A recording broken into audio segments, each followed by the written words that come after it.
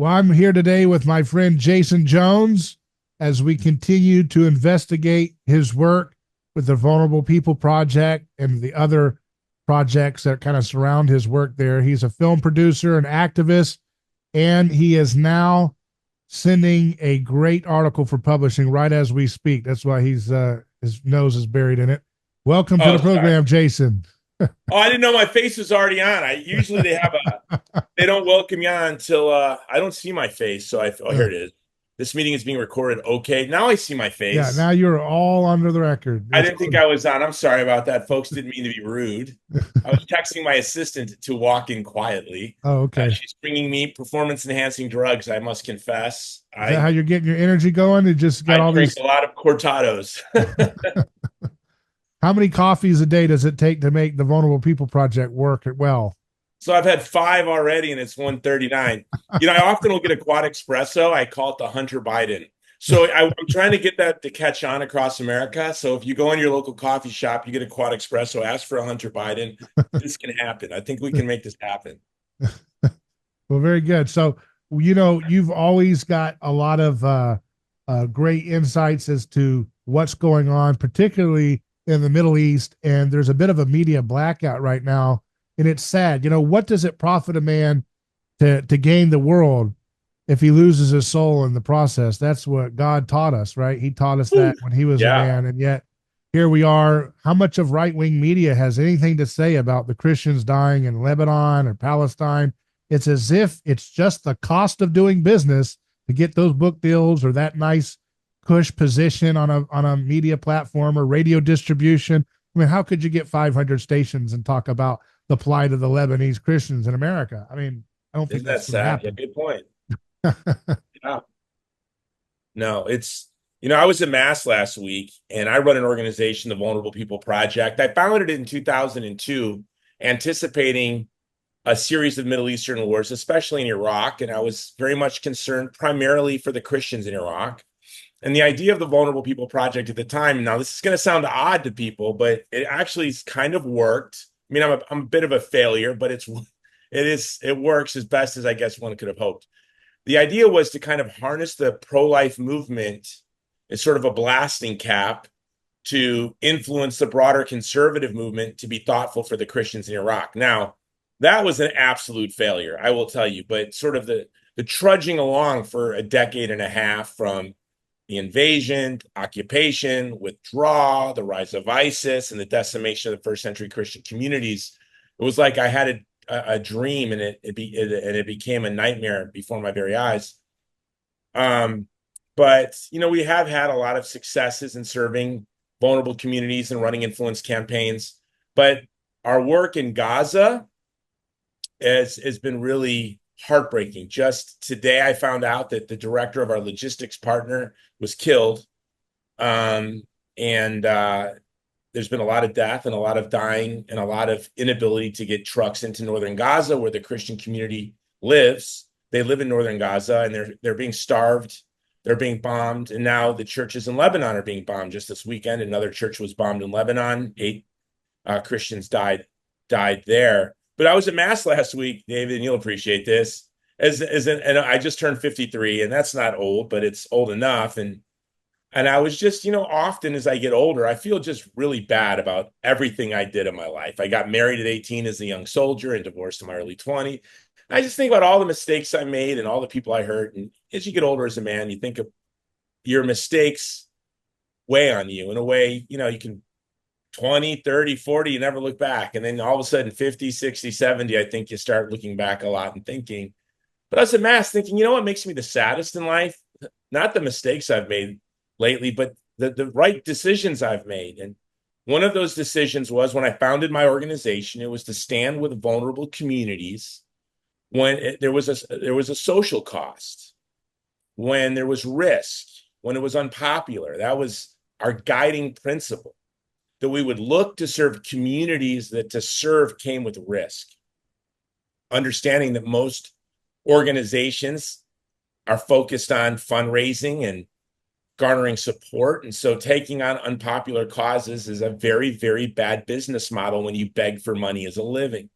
But that's what we do. But the hardest part of all of this is very thoughtfully, and I won't name names, but very thoughtfully, over the past 3 decades, I've worked to build relationships with people in positions of influence in media and entertainment and in politics and in government. And I've built relationships with very good and beautiful and decent people who have worked with me in Afghanistan and advocated for the Hazara and the Yazidi and the Uyghur for me. But it's become a very lonely affair as a conservative Christian, advocating for the Christians in Lebanon and the Christians in Gaza. And I've not become angry with my friends. And, Rene Girard, to me, is pastoral theology. I think I've said that to you. It's like he's my spiritual director more than anything. And I've been reading the epistles a lot. I've read Titus 1 about 50 times in the past 3 days. I had several flights, and I just kept reading the epistles over and over. And this is nothing new, but what Girard helps me understand is that the best people are swept away by mimetic contagions, by violent enthusiasms. And I will say, and I'm not going to say their names yet, because I'm sending a series of private letters out the next weekend or two that are going to be very detailed in explaining the genocide that's happening, the ethnic cleansing that's happening, the brutality that the people of Gaza are suffering and Lebanon. And then depending on the responses, I'm going to write open letters to them publicly. But it's just been very sad that some of the people that I've respected the most have been on the wrong side of this. And I will say one person's name because his involvement in it is so obvious, if you don't mind. Okay, go ahead. Peter Thiel. Peter Thiel is a man that I've greatly admired. His book, 0 to 1, greatly influenced the organization that I founded.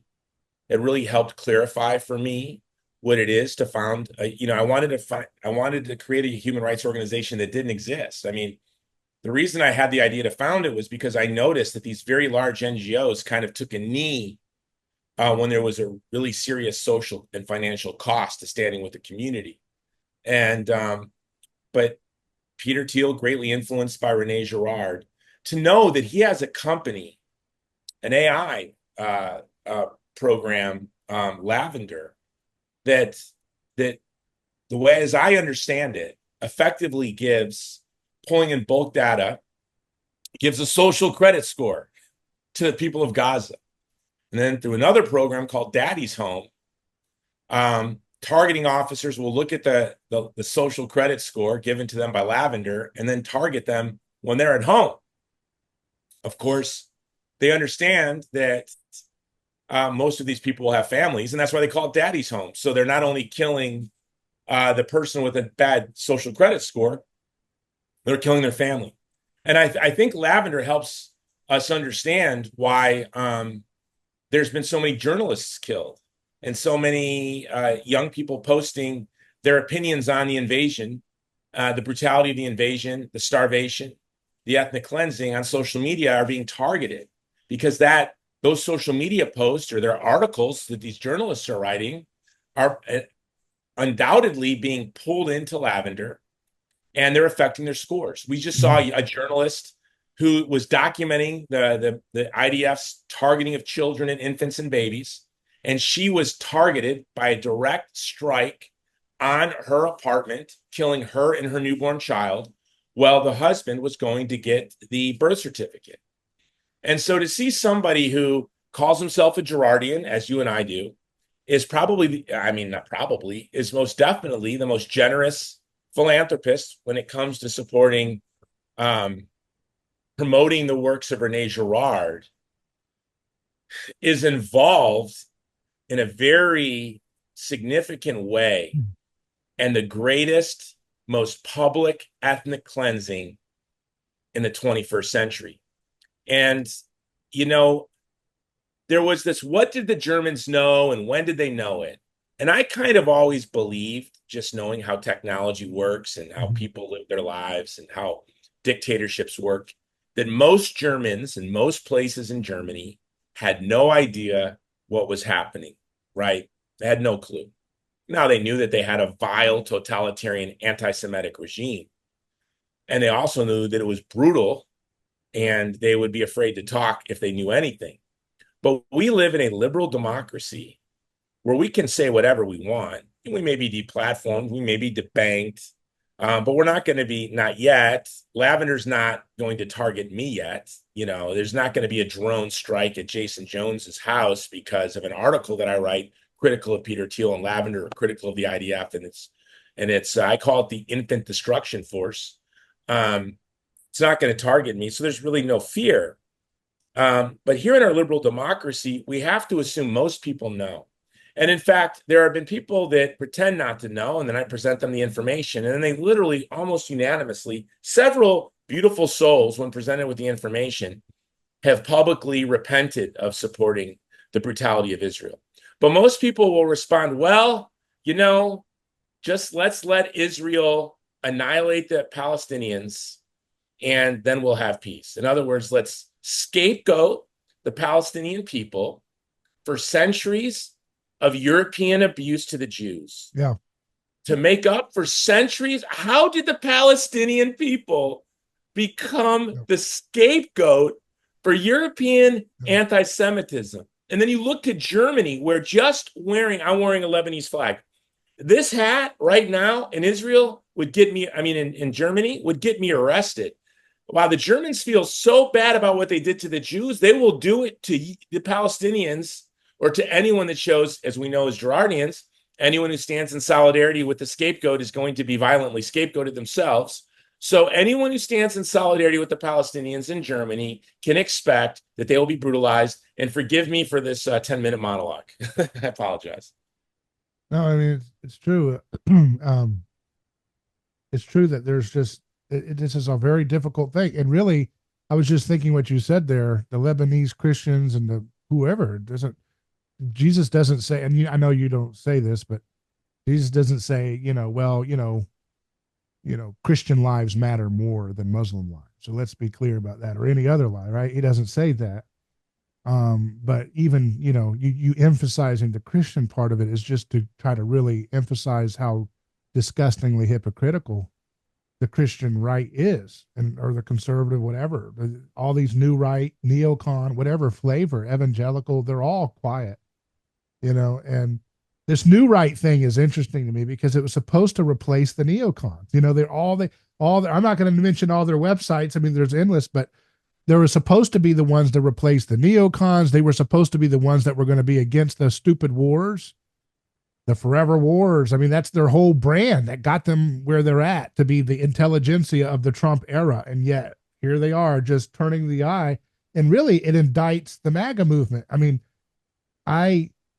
I like Trump as a character, like I like on a movie, like I like that character. It's fun to watch. But really, honestly, there's some things that I think he's done that really seem heartfelt. But his whole campaign and movement right now is situated by scapegoating the Palestinians. It's like, you get to have your border at the cost of this. Well, don't look at the child on fire in Gaza. Don't look at the child on fire. No. You get to have your border. You get to have a little bit more free speech protection. Don't look at the rape. Don't look at the sexual violence. Don't look at the sexual violence. Yeah, look at even Elon Musk. His whole thing is built on the scapegoating of it's like, you get to have your free speech. You're like, oh, this is really great. We could really build something, but don't talk about that. The child on fire in Gaza does not get the same rank elevation and algorithm as anything. Let's just hands off of that. Hands off of that. Don't denounce that, and you'll get boosted in the algorithm, right? And you can have your free speech, and you can get rid of the Aurora gang in Venezuela. You get to have all that, but you can't touch that child. You can't redeem that child, right? You can't do that. Well, that's why I'm grateful for you. When you called, they asked me to be on your show. I said, well, look, those of us who stand with the vulnerable at our own cost, we know it's grace. It's not us. I was just listening to an audio play written by Tim Gray, the Catholic apologist, on St. Francis. So I was listening to it on his feast day. It was a really beautiful play, and you can get it on Audible. Yeah. But sort of in the first act of the play, the young Francis his father hated that he had some sort of empathy or sympathy for the poor. And so he was mocking this homeless person in front of his dad, to impress his dad. But then he kind of ran down the street when the homeless guy left defeated and gave him a lot of cash. And his mother kind of saw it, side-eyed, saw it. And she said to her son, "What is wrong with you? why are you attracted? What attracts you to the poor? What attracts you to the leper? What's wrong with you? And Francis says, what makes you think I'm attracted to them? I'm repulsed by them. I despise them. I don't want to be near them. And that's why I care for them, because it's challenging. It's hard. It's against my nature. And then his mother said, Francis's mother said, well, maybe one day you can love them because you're merciful and compassionate. And he said, I hope so.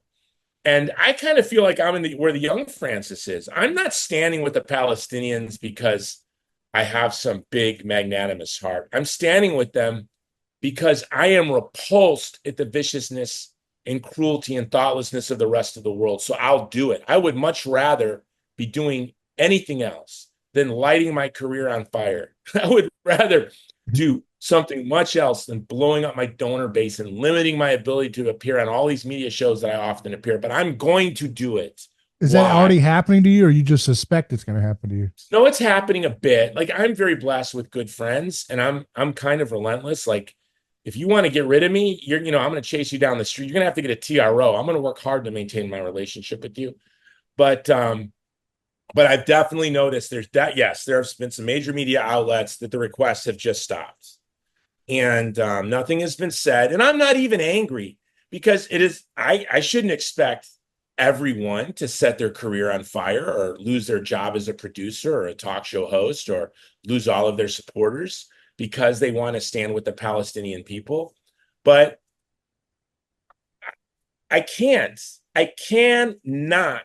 just if tomorrow, in our lifetime, the tide turns, there are 17,000 dead children in Tel Aviv, as the crimes that the state of Israel has committed, not the Jews, but the state of Israel has committed. If it inspires anti-Semitic pogroms and violent enthusiasms of hatred, and the countries of the world turn on that little state and begin to pound it into oblivion and slaughtering civilians, I will stand with the people of Israel. I will stand with the vulnerable, and I will stand with the innocent, because that's what I'm called to do as a Christian. When I was in Ukraine about a year and a half ago, I had said that, something about, to some Ukrainian folks I was with, that if you had invaded Russia, or if you were bombing and targeting Russian civilians, I would be delivering aid to the Russian civilians. And one of the men said, no, that's ridiculous. You're with Ukrainians always. And I'm like, no, I'm with civilians. I'm with women. I'm with children. I'm with the vulnerable. And what David, what Gerard has just really helped me is never to be surprised, So I know when the tide turns, we won't be popular. When anti-Semitism and the ethnic cleansing of the Jews from Israel becomes the thing, it becomes the mimetic contagion, when we will be hated. The people that love me today for standing with the Palestinians will hate me tomorrow. And a lot of the people that are cheering on the destruction of the Palestinian people will be the very, very, very, very same people cheering on the destruction of Israel. And 30 years, I've just seen it happen too many times. And that's why I'm grateful for the gospel of Jesus Christ, and why Peter Thiel is so startling to me is Gerard has really helped inoculate me to fear. Yeah. Well, we can't co-sign on any kind of ethno-supremacist ideology. You can call yourself a Christian. That's not true. I am a Filipino ethno-supremacist. I love the Filipino people. Maybe I'd say I would be the Malcolm X of the Filipinos, but you're right. Like, look, yes, in Titus 1, it talks about, hating ethnic people, calling them all liars, all filthy, all dirty. And we can't do that. What I love about the upper room, when the church was founded, when the Holy Spirit descended and knit together the body of Christ, it was like Greek and Jew and Arab and African and Asian, and they were all there. And we were all there. What is it with our faith? Our Lord said you have to be like a child to enter the kingdom of heaven, to a society that where children didn't have a voice. He knelt down next to a woman who was caught in the act of adultery. You wouldn't want to kneel down next to a woman caught in the act of adultery in New York City, let alone the Middle East today. Okay, that wouldn't probably be the best thing to do. You know, number one rule for your physical safety is don't ever get in the middle of a domestic dispute because it's not going to end well. Yet, Jesus Christ knelt down next to a woman in the midst of a violent contagion who was literally caught in the act of adultery. He stood with the Samaritan woman who stood with the Samaritan. The third temple stood with the woman who worshiped at the first temple, the Samaritans. This is beautiful. This is our faith. This is what it teaches us. This is why I don't like nationalism is great. Nationalism is very progressive. Nationalism, a lot of people forget, was this idea that we could all be a community, even if we're different religions or different ethnicities, we could belong to a nation. And in the 19th century, nationalism was very progressive. But I am not a Christian nationalist. I am a citizen of a nation state. Yes, and I'm a Christian. I often will get emails at VPP like, why aren't you doing things in America? We are. We just finished a movie to promote the dignity of the child in the womb in America. It's going to come out soon. We serve the homeless in America. We were very active in Lahaina. We do a lot of things here. We rescue Afghan interpreters for their American allies who plead with us and come to us to ask us to help their friends. We do. But I'm a Christian.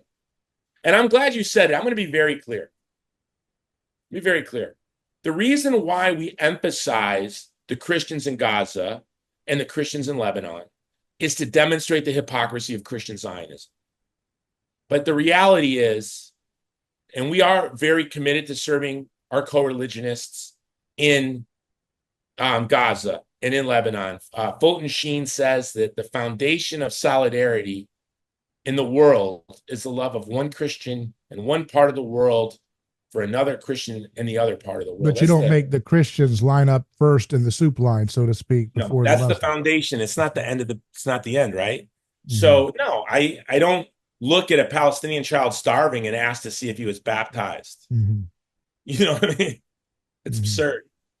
I don't look at a Christian. Why is it? But why is it? What do we? What does it profit the American people to go along with? I don't understand. I'm going to read a comment I saw someone say about some of the videos of the atrocities against the kids in Gaza, just for you to respond to it as thoughtfully as you can here. It says, you can find videos of wartime atrocities and evil from most militarized cultures. And just like you and I are not co-signing with all the people that Bush and Obama have bombed with American drones, etc. And then some other comment. Our own government has committed much more widespread atrocities than wicked elements within the IDF. Look up the videos for what our government has done in other nations. Fill in the blank with any militarized nation's name, and you will find the same kind of videos.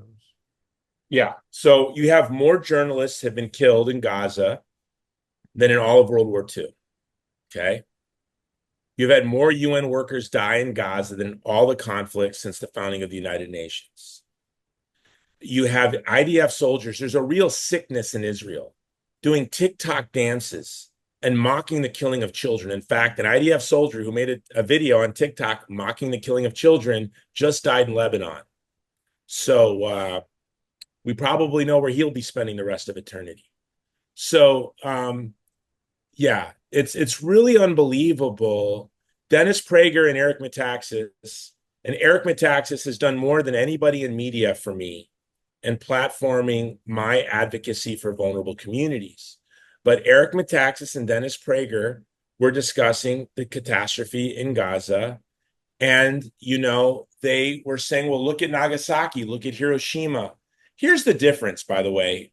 First of all, one of my greatest influences is Elizabeth Anscombe, an analytical philosopher from the United Kingdom, beautiful woman. Everyone should look up Elizabeth Anscombe. And she was very early, like immediately critical of the United States for the use of the bomb. All of the Republican members of the Army Air Corps resigned when we began targeting civilian targets when we were bombing cities in Europe, right?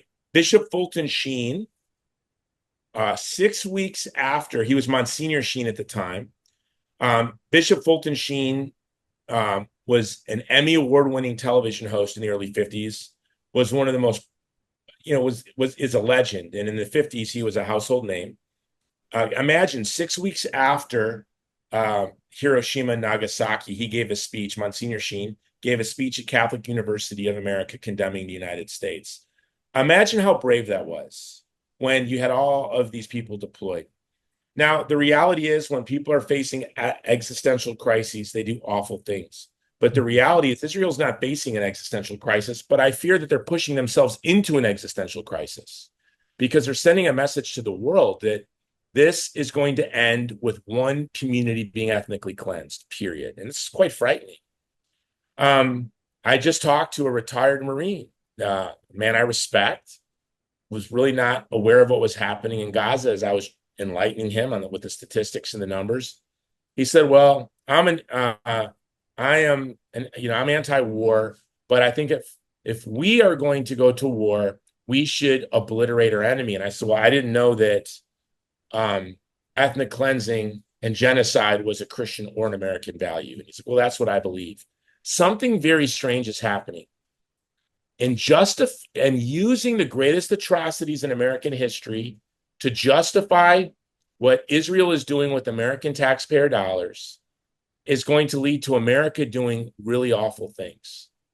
And I'm not a fan of Vladimir Putin. He's a brutal thug, KGB officer. But he had a very poetic line this week where he said, the Western elite are gorging themselves with money and human flesh. We are. I mean, we just are. You can see that Ukrainian boys are being forcibly conscripted. This billions of dollar grift that's happening in Ukraine. There's billions of dollars of grift that's happening in Israel. And but it's proving the lie. It's proving the lie. Christian Zionism, if you're a Christian Zionist, you are no Christian at all. And I can get into that. If you are a Christian nationalist and you're American firster, but you're for sending billions of dollars of American taxpayer money to a little nation state to annihilate small minority community living in a tiny strip of land where 50% of the population is under 18, you are not America first. You are a naive, simple person who is easily manipulated by influence campaigns by powerful actors and nation states. You are very simple, childlike, easy to manipulate. And I would say childish, not childlike. Yeah, childish. And you're probably going to be swept into hell for eternity because the lies of Christian Zionism will inoculate them to even repent. Mm-hmm.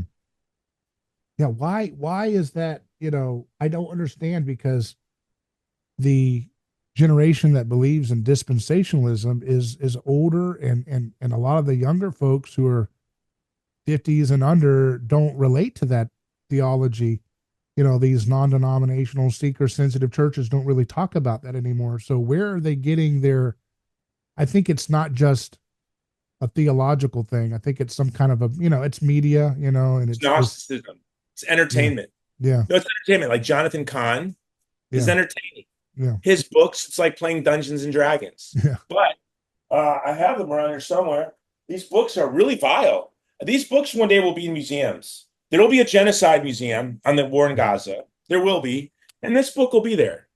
Yeah. This guy, Jonathan Cahn, his books will be in a Holocaust museum one day. Yeah. I guarantee it. What he says about the Palestinian people is utterly and absolutely unbelievable. So it's like dragons. Well, it says that the Israelis are being punished for not annihilating the Canaanites, as if the Palestinians descend from amongst other peoples, the Jews that accepted Jesus. But you know what Paul tells us? He tells us, don't talk to people caught up in genealogies. And he says, Jewish fables. That's what Paul says.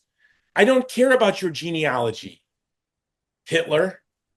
Okay. Oh, you're an Aryan 7 generations back? I don't care. Mm-hmm. Yeah. Okay. Whatever. I don't care if you're Ashkenazi or Sephardic. I don't care if you're a Druze or if you're Arab. I don't care. You have equal dignity. You're created in the image and likeness of God. You're the most beautiful thing created in the cosmos.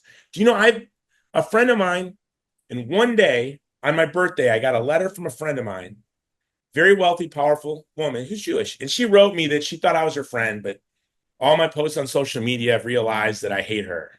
And I said, can you please send me some quotes and that would demonstrate that I have any hatred towards you? So she had all these quotes of me advocating for the dignity of Palestinians. That's it. There are people out there, Christian Zionism, the supremacist ideology, says what? That their lives are not equal. And so people are really offended. They think it is somehow bigoted to say Jews and Palestinians have equal dignity. That is somehow offensive.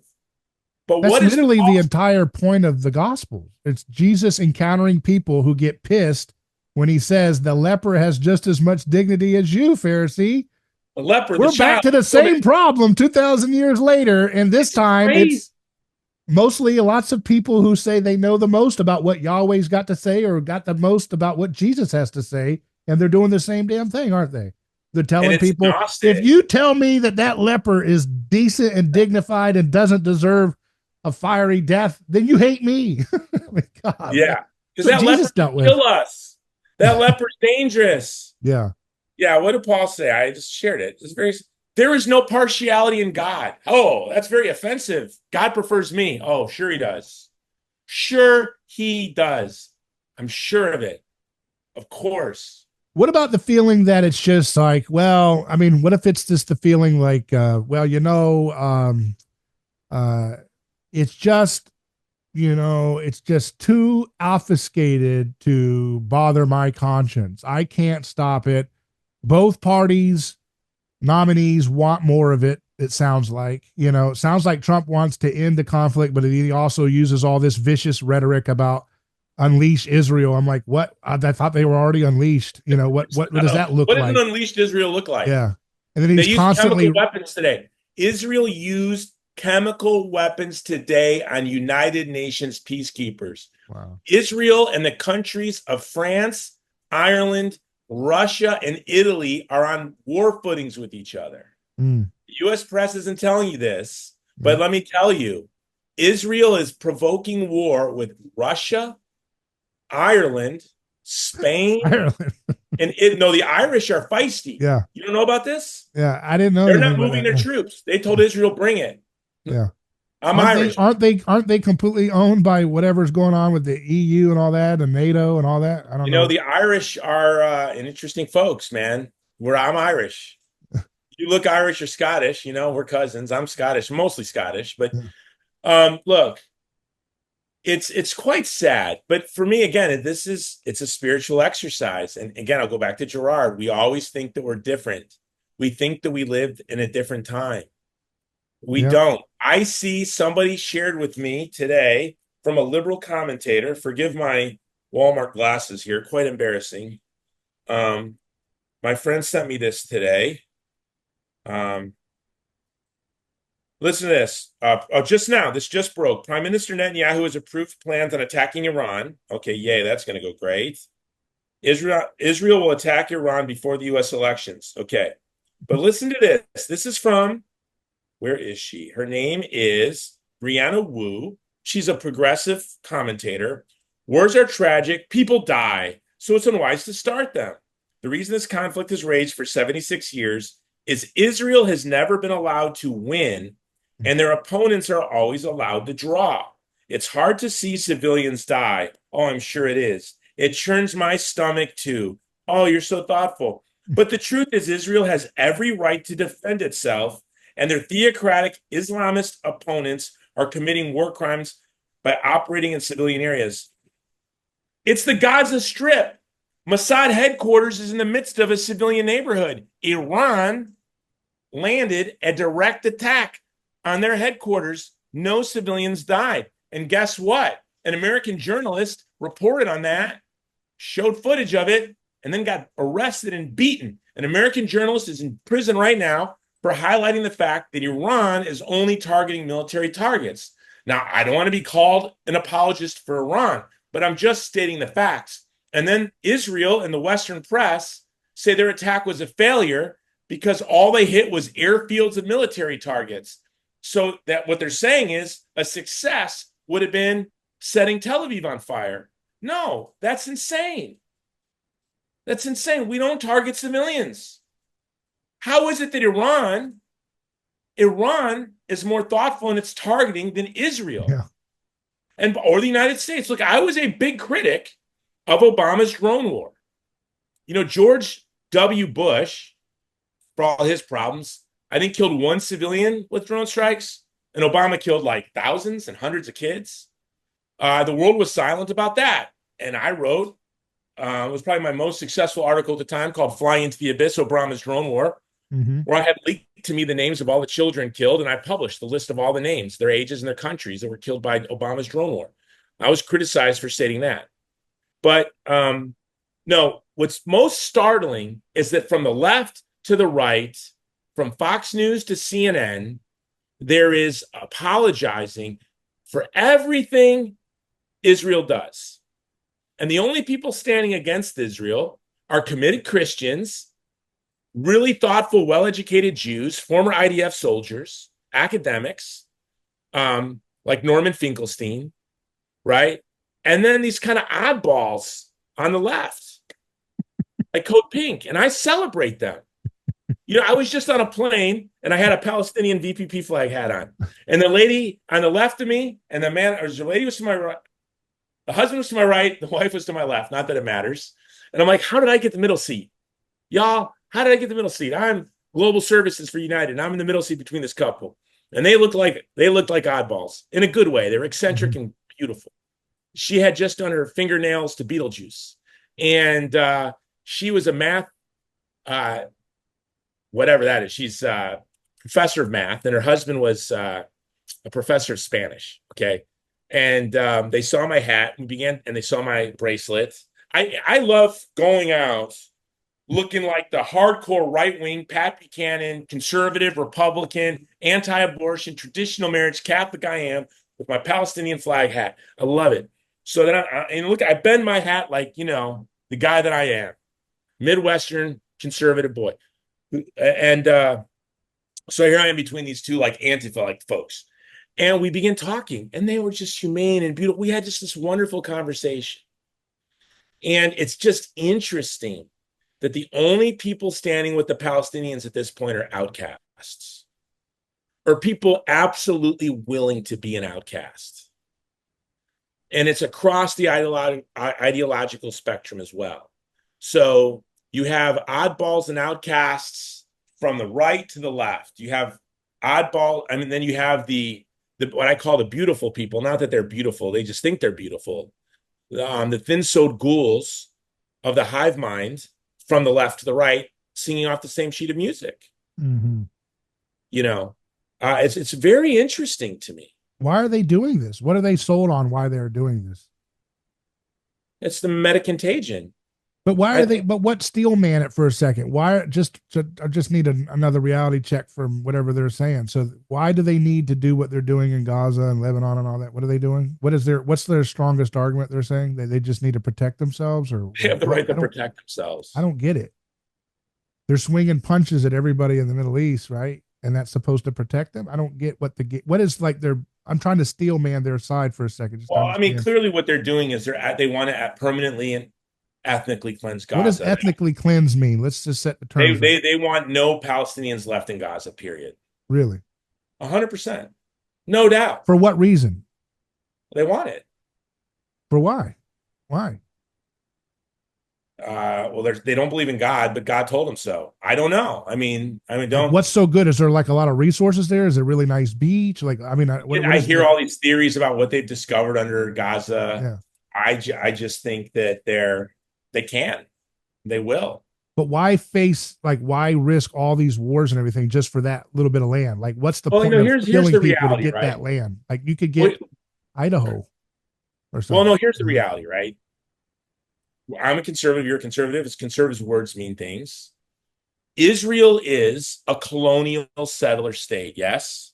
I mean, by definition, the early Zionists called themselves colonists and then settlers. It is they have settlers. It's a colonial settler state. And it is by definition an apartheid state. So when you're running a colonial settler state, acting as the USS Israel for the United States, it's like an aircraft carrier. You've put yourself in a very precarious situation. So you're looking at having to have endless wars or to completely shatter the regimes around you and to have the only functioning nation state surrounded by a sea of poverty and social unrest. And, the wars, starting with the war in the invasion of Iraq and our attempt to topple Assad and the color revolutions, all of this led to a mass exodus of people from the Middle East to Europe. Now, the same people pushing for those regime change wars that led to Europe being flooded with migrants are the same folks banging the drums to ethnically cleanse Gaza and to, don't worry, it turns my stomach too to see children die. How do you even write that? Do people not know how quick the ball of history bounces? That's the thing. They don't think it's going to bounce on them in any serious way. They don't think so. Yeah, the ball's going to bounce on them. And even if it doesn't, I believe in God. You know what? I don't care how history sees me because I won't be there. I won't be in history, but I will be in eternity. So really, I don't care if the ball does or doesn't bounce on their genocide, but it's going to bounce in eternity. I can tell you what. It's funny how if the concept of God, if you believe really much in God, you'll do heinous things. But if you believe in another type of God, you'll have a total renunciation of it. It's funny how, like, with the belief of God, it unlocks one or the other, You nailed it. Yeah. You nailed it, brother. And I hate to say it, both Islam and Judaism, their God will lead them to violence. Our God. So what about the pragmatic argument someone might make, which is, look, both sides are filled with villains, and why do we need to be empathetic in the middle of that hive mind? Let them fight it out, and we kind of wash it out like, yeah, there's mostly villains and a lot of good innocent people, but that's what villains are going to do to one another, and let's just be done with it. Like that mindset. Deal. Okay. So our money's not there. Our weapon systems aren't there. Yeah. American companies aren't allowed to sell weapons to either side because right now it's our weapons and our money on both sides. And half our presidential debate airtime is dedicated to that issue. Is that not going to happen anymore? Yeah. Senator Langford, enough about the hurricane. Yeah, hurricanes are destroying. But the first question we must ask Israel and Iran. I mean, because they give me more money than my constituents. Sponsored by. Go back to who I really represent. I mean, it's insane. It's such a joke. I said to my wife, even our hats, I love these hats. This hat was designed for us by a military man who supports our organization. He's like, you work in so many countries.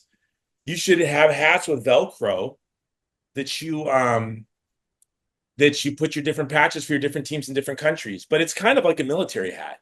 I'm a veteran. I'm like a typical old veteran. I have my old hat. I have my army keychain. I said, I'm so sick of violence and war. I want nothing. I have my rugged rosary made of 550 cord as a soldier. Reminds me of Ranger beads, as old infantryman. I'm like, you know what? I said to my wife, I'm not using my rugged rosary anymore. I'm using my Fulton Sheen Rosary of the World now. That's all. I said, it's it, because I'm so sick of violence and war. And I'm so sick of muscular Christianity, which is nothing but impotent, weak, pathetic, goofball Christianity. All these guys wearing their tactical watches, and they're on their testosterone replacement, and they're wearing their grunt t-shirts. Like, dude, we're called to be gentle, to be kind, to be humble, to be merciful. This is real strength. I want to know, can you kiss a leper? Can you drive a truck into Gaza like those? I love the World Food Kitchen people. Look, I am your typical conservative Republican guy. You go see the World Food Kitchen people, they look like what they look like. They're cooks, they're chefs. Tatted up, liberals, Just you like goofballs. The bravest people on earth. And they were murdered by Israel. They don't have on G-Shock watches. They're not on testosterone replacement therapy. They're not 55 years old, obsessed with their biceps and their bench press, taking Brazilian jiu-jitsu for the first time. By the way, I want you to do jiu-jitsu. My office isn't an MMA gym. This is an MMA gym. You probably could tell. My assistant just came in the corner. She just finished doing jiu-jitsu. So here's the deal. But we want to be kind. We want to be humble. I hate war. You know, there have been 500 IDF soldiers die or so. 3,000 or so Hamas soldiers die or so. 40,000+ civilians, 17,000 children. This is what war is. Where is our statesmen and women? Where are our generals? Thomas Massey. Let's give him props. Thomas Massey. There we go. We got one. The last man. I got one guy, and he was only there because Ron Paul and Rand Paul put him in. The last man in elected office that I respect. I tell you what. I got one more pushback for you. Okay. And then did I answer your first pushback, or did I just babble? I don't remember. I think you did. I outsmarted you by babbling. Yeah. So here's the they would cut your mics if this was a presidential debate, but it's okay. You would keep going. So what about the people who, all right, this is kind of a weird thing, but it's true probably for somebody. What about the people who are like, okay, look, Jason, it's nice for you to talk all tough about pro-peace and all that, but do you understand that I have to support a certain position or else my family is threatened? You don't know what goes on behind scenes. What if that's what's going on with these presidential candidates and politicians? Maybe not all of them. Maybe most of them, you can buy them off with money and fundraising and appearances on nice television channels and book deals or whatever, and speaking engagements at big events. But what about some of them who may have the same concept of ethics you do, but maybe they got a creepy knock at the door. Maybe they got a threatening letter that look legitimate, that my family's endangered if I don't go along with this atrocity. So if I have to pick between some abstract, consideration of someone far away that I'm not in my life, or my children or my wife or my life, then I guess I'll settle for what I have to do. What about those people?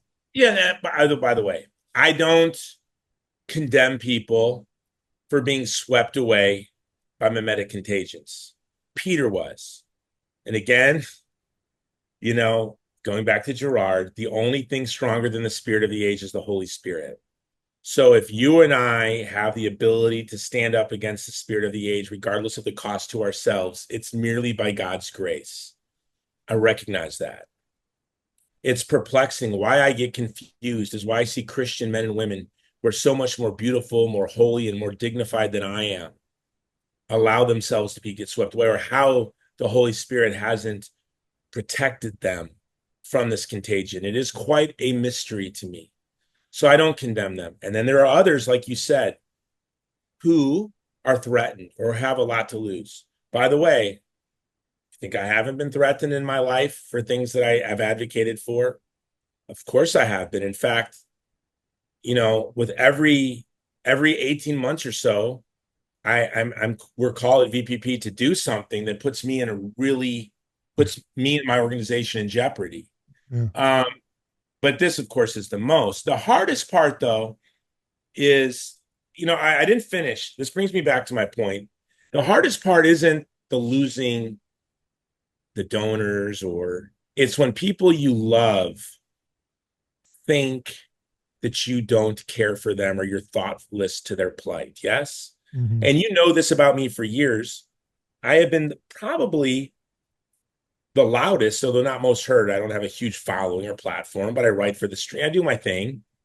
I've been a loud critic about, and I've been on the show talking about it, the frightening rise of Jew hatred in the alt-right. Yeah? Yeah. A frightening rise. And I'm very much aware of this. I'm very thoughtful. My organization right now has armed guards outside of synagogues in certain countries. We also have armed guards out in front of mosques and Muslim girls' schools and mostly churches. But I don't think there are too many organizations on the earth that install cameras and put security guards in front of mosques, churches, and synagogues. We do. And so the hardest part for me is when I got this email from this friend who was accusing me of being thoughtless to the plight of Jews. It was easy for me not to really care so much after she listed her defense of her statement by being upset that I would advocate for Palestinian civilians. But the same day that she wrote me that letter, which was my birthday, a young Yazidi girl that my organization has had the privilege to work with since she was rescued from ISIS. And we are like brother and sister. I call her sister. She calls me brother. We're very close. And she posted me a nice birthday message. And then under that message was an Afghan woman who was separated from her baby for almost over a year, when the bomb exploded at Abbey Gate and her family was separated. Her mother and sister, and her mother was holding the baby, were blown one direction, and Marines pulled this young woman and her husband into the airport. And VPP, my organization, was able to, it was one of the most challenging things we've ever done, to get a toddler out of Afghanistan to the United States in the midst of this time period was very challenging. And then she put me a birthday message. And I said, by God's grace, this is where I would want to be. Yesterday I was coming back from a speech that I gave in Michigan. And I was at the Detroit airport, and there was an old man with a cane and an arm in a sling. Talk about it in a tough pickle. He had a cane, his arm in a sling, and metal in his body. And he had to tell that to TSA, and they were just being kind of rude to him. But I was listening to my Promise Bible on my Audible, and I was listening to the epistles about how be kind, be gentle, be thoughtful, because normally I'm very reactive. I normally would have been like, yo, what are you doing to the TSA? But I was like, be a good Christian man. But I was kind of like just looking, like trying to observe, like, do I need to engage in this man's defense? And he was a tiny little guy, and his tiny little wife. And now I have my Lebanese flag hat. Do we have the Palestinian patches anywhere? Give me one. So I'll show you the patch I had on. We have all these different patches. By the way, if you go to vulnerablepeopleproject.com, you can get these hats, all the places we work. But I was just looking at him, then he was looking at me, little guy, and he looks up with his cane. He had one arm. He sets the cane on the, what do you call that? The luggage belt, and he just, with his one arm, hugs me. I thought when I was looking at he was Lebanese, I was like, I thought they look like a Lebanese couple. Lebanese are the most beautiful people on earth. Am I allowed to say that? Or is that ethno-nationalism? I've already outed myself as a Filipino ethno-nationalist, and now maybe I'm a Lebanese ethno-nationalist. But he hugged me. And I wear this patch actually to be a sign of contradiction, to annoy people, because I'm just kind of that's my personality. But what I love most is, here it is. This is the patch, right? So, So what our team's wearing in Gaza. And but he saw this patch. And I was like so grateful. Little Lebanese man, or maybe Palestinian man, old, elderly, in his mid-80s later, felt comforted. And again, I mean, I don't know how you see me, how the audience sees me, but I kind of think Rida, who's Pakistani, she says I look like a scary, big, conservative white man. Is that about right? In so many words. In so many words. So I'm glad that he'll look at me and know that we're not all swept away by hatred towards him. Yeah? Mm-hmm. So whatever threats come my way, like, I really do believe in God. Like, look, I go to war zones, I deliberate into challenging places. And, it bothers I've had to have talks with my wife and kids, and my wife has said it bothers her, and my kids have expressed, when I say I don't really care if I die. Like, when I was in Iraq documenting ISIS, or the different trips, I'm about to go to Lebanon, and I just really don't. And maybe it's by God's. I love life more than anyone on earth. I can promise you that. I have 7 children, 3 grandchildren, and I want to live. I just got my stem cells injected into my knee so I can go do jujitsu and Muay Thai, and I want to live forever. I want to live to be 120. I want to be martyred like in my hundreds. That would be the best way to go. But again, I really just don't care about the social consequences. It doesn't bother me at all. Call me. The whole world can be lined up, spitting and hissing at me, and I just don't really care. If I'm wrong, I'll apologize. But if I'm right, and trust me, I know we are right to stand with women and children whose tent cities are being set on fire, to stand with peacekeepers who are being hammered with chemical weapons. And all of those, they like to use the word shame. Have you noticed that? For those of us who stand with the civilians, we're being told, shame on you, shame. More people have said, shame on you to me. Are you serious? The shame is coming for you. I do a thing at Mass. You know, when we do when we as a community, for those of you who aren't Catholic, before at every Mass, we confess our sins to God. And I do a little spiritual exercise when I do this. I literally picture myself standing before Jesus Christ on Judgment Day when I do this. And I picture heaven in front of me and the abyss of hell behind me. That's what I do every Mass.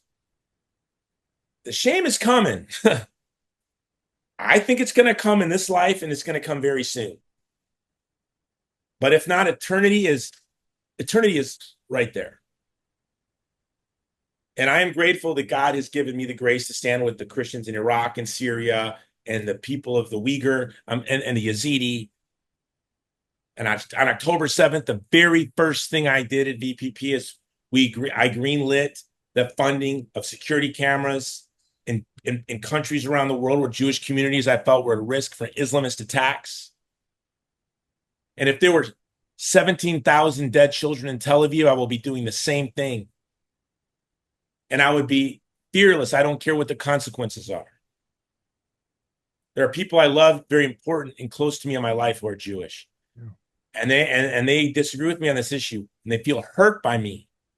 And that's the hard part for me. Mm-hmm. Yeah, but I don't care. When I proposed to my wife, again, I don't know if I ever told you this, I said, to be my wife, you have to be willing to be destitute. Because the nature of my work means I will end in absolute poverty. So long as there's bookstores I can loiter in, libraries I can walk into, or a place I can get a $2 cup of coffee and a park bench, I got everything I need in this world. Well, I really appreciate your time, Jason, and I hope that we can. It's funny how indie Christian ethics is when it's supposedly the biggest religion in the world. You know, it's very indie to actually do it and try it for one moment. You know, and you do get into those ethical quandaries about if, you know, like I said, if someone, let's say there's a politician who's like, I want to say something about what's going on to the Gaza kids, and they get a threat, you know, that looks very serious, like your children and family is in danger. At what point, you know, where's the Christian ethic there? I mean, some would say, you know, you lay everything down. I say that. Here's the reality. I want to say that. Then, okay, I have this talk with my family. And they look at me like I'm nuts. Of course. My wife is like, are you serious that you would allow harm to come to us? I said, yes. My whole life is ordered to protect my family. And I am hyper vigilant. And I get in trouble all the time because I'm way overprotective of my family. Yeah. But we have a lot of guns. We're in shooting clubs. Is it as a reaction to doing your line of work, or you were already that way before it? I think I do my line of work because of how I was raised in my childhood and my real sensitivity to violence and protecting the vulnerable from violence. So I was like this from when I was 2. And that's a whole other story. But my first memory is my grandfather beating the crap out of my grandmother. And I try to protect her. It's my first memory. So, yeah. No, I really am trying to save the world to save my family. Yeah. Yeah. But go ahead. The honor of my family is worth more to me than our physical security. What can people do to try to bring an end to the slaughter of innocents over there and stop these wars when they're looking right now and they're listening to us and they're saying, well, Kamala's not going to do anything to stop it. Trump's not going to do anything to stop it.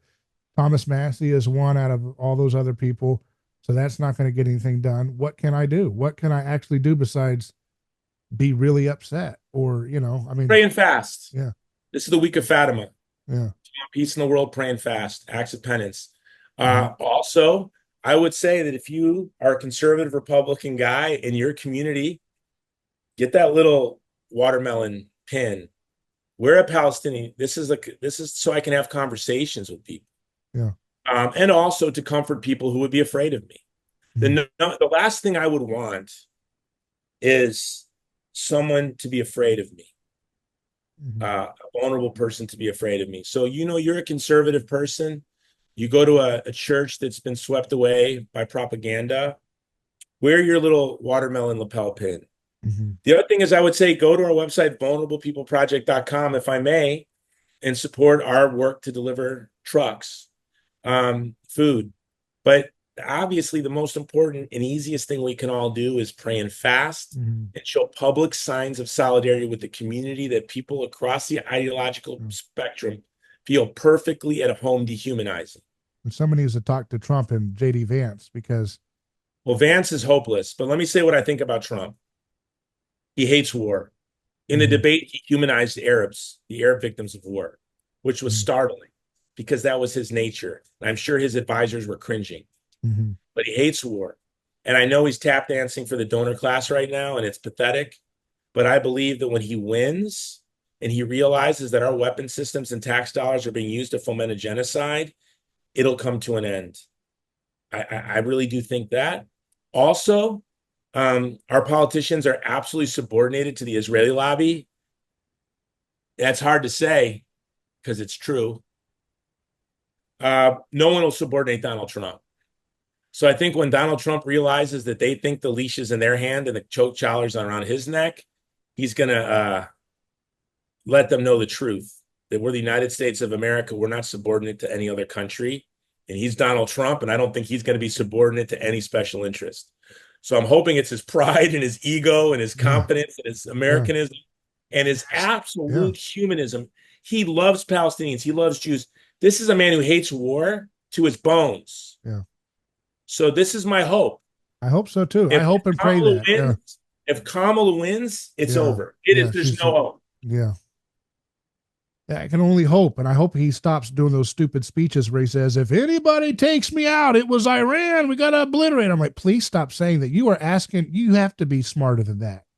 I mean, you have got to be smarter than that, and people who have a brain know what I'm talking about. You have got to be smarter than that. Wow. What are you talking about?